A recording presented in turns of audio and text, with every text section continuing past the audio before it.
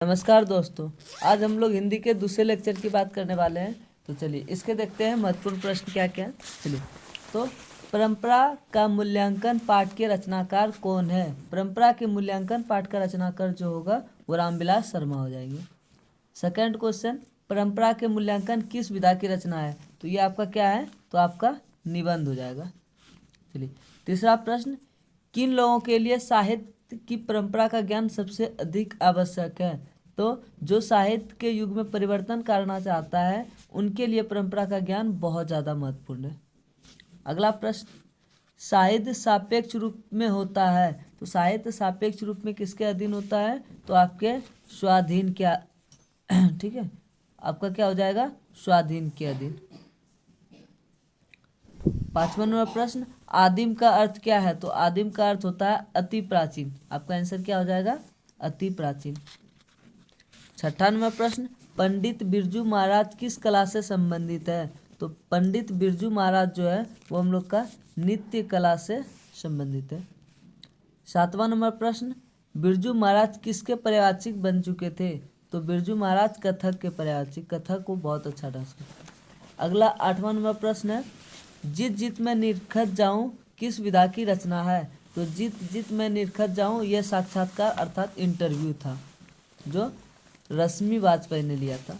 अगला है, रश्मि वाजपेयी कौन है? तो रश्मि वाजपेयी हम लोग का कौन थे? तो नृत्यांगना। इनमें कौन पंडित पंडित बिरजू महाराज की शिष्या नहीं है? तो इसमें पंडित बिरजू महाराज की जो शिष्या है वो अनुराधा नहीं थी, और इधर सबका सब पंडित बिरजू महाराज के शिष्या थी। अगला है, किस उम्र में बिरजू महाराज नृत्य कला में पारंपरागत हो गए थे? ठीक है, पारंगत हो गए थे। तो आपका क्या हो जाएगा आंसर? आपका हो जाएगा 8 वर्ष। आवन्यो कहाँ स्थित है? तो आवन्यो आपका कहाँ स्थित है? तो फ्रांस में। आवन्यो के रचनाकार कौन है? तो आवन्यो के रचनाकार अशोक वाजपेयी हैं। लिनवल ला आवन्यो का अर्थ क्या होता है? तो आवन्यो का नया गांव। आपका आंसर क्या हो जाएगा? आवन्यो का नया गांव। आवन्यो किस नदी के किनारे है? तो आवन्यो आपका रोन नदी के किनारे है जो दक्षिण फ्रांस में पड़ता है। लिनर लिनव है तो विलन्व है। विलन्व क्या है आपका? तो एक छोटा सा गांव। 17 नंबर क्वेश्चन, ला शत्रुज क्या है? तो ला शत्रुज जो है वो ईसाई मठ है। चलिए, अगला क्वेश्चन, पिताजी ने बाजार से कितनी मछलियां खरीदी थी? तो पिताजी बाजार से जो है वो 3 मछलियां खरीदी थी। अगला प्रश्न, विनोद कुमार शुक्ल द्वारा रचित कहानी है। तो विनोद कुमार शुक्ल द्वारा जो है वो आपका मछली है। अगला, पेड़ पर कमरा किसकी रचना है? तो पेड़ पर कमरा जो है वो विनोद कुमार शुक्ला की रचना है। ठीक है, अगला प्रश्न, मछली कहानी शुक्ला जी के किस संकलन से ली गई है? तो यह आपका किस संकलन से ली गई है? तो महाविद्यालय से। भग्गू कौन था? तो भग्गू कौन था? घर का नौकर। 23 नंबर क्वेश्चन, बिस्मिल्लाह खां प्रसिद्ध थे। तो बिस्मिल्लाह खां क्या बजाते थे? तो शहनाई वादक थे। नौबत खाने में इबादत किस विधा में रचित है? तो नौबत खाने में इबादत जो है वो आपका क्या हो जाएगा? तो व्यक्ति चित्र। आपका आंसर क्या हो जाएगा? व्यक्ति चित्र। उस्ताद बिस्मिल्लाह खां के बचपन का नाम क्या था? तो कमरुद्दीन, और इसके बड़े भाई का नाम जो है शमसुद्दीन था। 26 नंबर प्रश्न, ठीक है, बिस्मिल्लाह खां बालक के काल में कितने वर्ष डुमराव में बिताकर काशी में रहने के लिए गए? तो वो कितना? तो 5 से 6 साल बिता करके गए थे। 27 नंबर प्रश्न, बिस्मिल्लाह खां और शहनाई के साथ किस मुस्लिम पर्व का नाम जुड़ा है? तो बिस्मिल्लाह खां के शहनाई और शहनाई के साथ जो है वो मुहर्रम जो है जुड़ गया है मुस्लिम पर्व। 28 नंबर प्रश्न, नौबत खाना का अर्थ है? तो नौबत खाना का अर्थ है प्रवेश द्वार के मंगल ध्वनि बजाने का स्थल। 29 नंबर प्रश्न, मुहर्रम की कौन सी तारीख बिस्मिल्लाह खां के लिए खास महत्व रखती थी? तो आपका क्या होगा? 8वीं। आंसर क्या होगा? 8वीं। बिस्मिल्लाह खां के परदादा का नाम है। तो बिस्मिल्लाह खां के परदादा का नाम क्या था? तो उस्ताद सलाद हुरैमेन, आपका ए नंबर हो जाएगा। ठीक है। 31 नंबर, शिक्षा और संस्कृति के लेखक कौन है? तो शिक्षा और संस्कृति के लेखक महात्मा गांधी। अगला प्रश्न, यंग इंडिया क्या है? तो यंग इंडिया एक पत्रिका था जो महात्मा गांधी ने चलाया था। अगला है, शेक्सपियर किस रूप में जाने जाते हैं? तो वो कवि और नाटककार जो इंग्लिश में बहुत अच्छे लिखते। इसका आंसर क्या हो जाएगा? ए एवं बी दोनों। 34 नंबर प्रश्न, गांधी जी ने सबसे उद्दत और बढ़िया शिक्षा किसे माना था? तो अहिंसक प्रतिरोध। अगला प्रश्न, उद्दत का शाब्दिक अर्थ होता है? तो उद्दत का शाब्दिक अर्थ श्रेष्ठ होता है।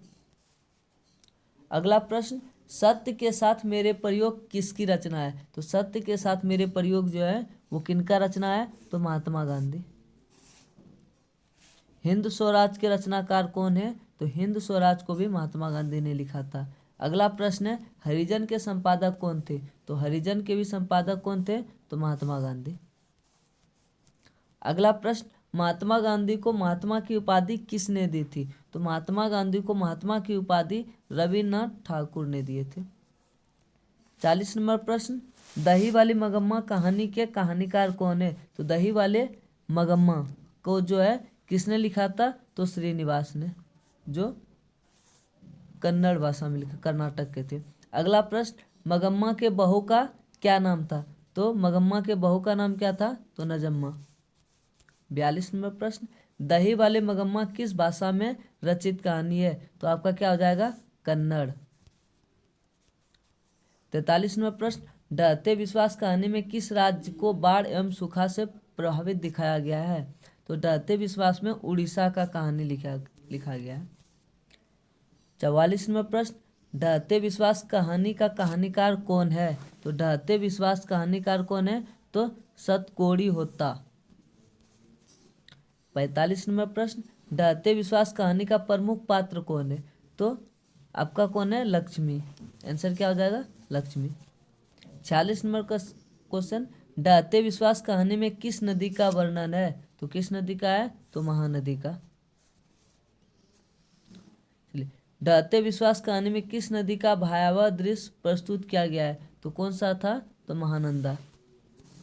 अगला प्रश्न, मंगू किस कहानी की पात्र है? तो मंगू जो है हम लोग का आपका हो जाएगा माँ कहानी का। किसका था? तो आपका माँ का।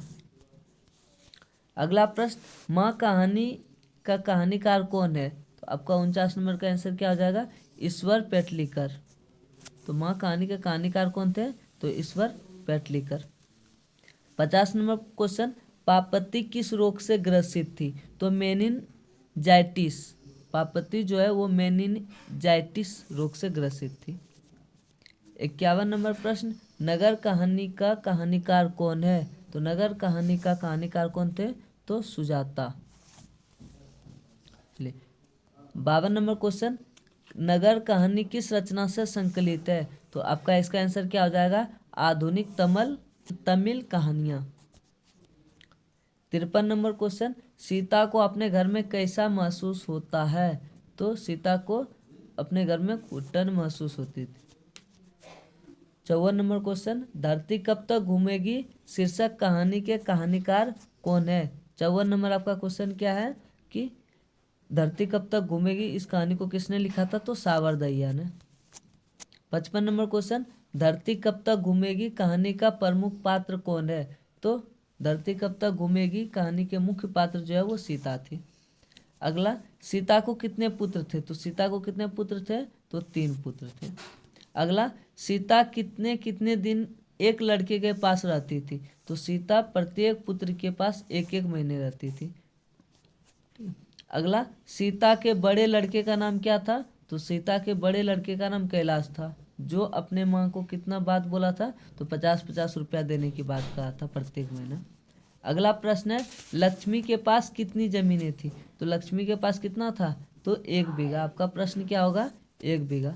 अगला क्वेश्चन, बाढ़ के पानी को रोकने के लिए गांव के किस बांध को मजबूत करने का प्रयास किया जा रहा था? तो दलई बांध को। चलिए, आज आपका यहीं पर समाप्त करते हैं। जय।